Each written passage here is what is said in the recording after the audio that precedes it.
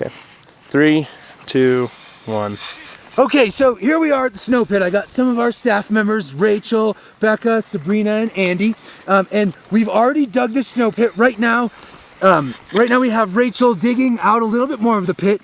We want to make sure that there's a nice flat wall so that we can see all of the layers and make sure we get really accurate tests. So Rachel right now is helping to make sure the wall is nice and flat. Obviously you can see that we dug it out and made sure that we weren't messing around inside the pit so that that wall stays perfect. Becca here has this measuring device that we use to measure the depth of the snow. So there's sort of a really cool technique that we use in order to figure out how deep the snow is, and Becca's demonstrating that for us right now. She just takes one end and puts it right in the snow.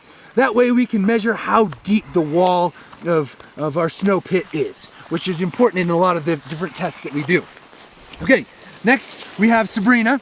Sabrina has a thermometer here, and what Sabrina is doing right now is taking the temperature at different depths of the snow wall. So she'll take a temperature at the bottom, then she'll go up a little higher, maybe take one in the middle, maybe take one at the very top, and then also what she wants to make sure that she measures the temperature of the air. So those are all cool things that we're gonna do in order to figure out the temperature gradient in the snow, things that we'll talk about when you guys get here.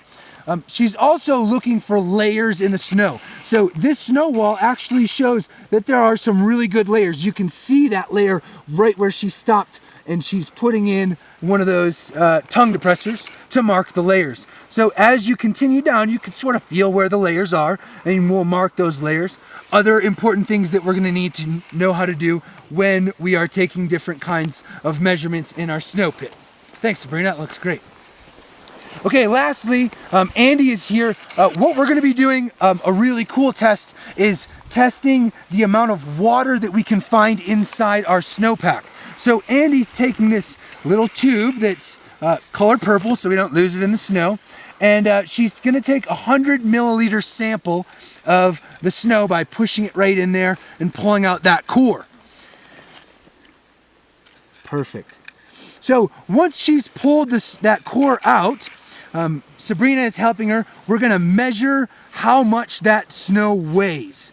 And that's gonna be a big part of our SWE, or snow water equivalency test.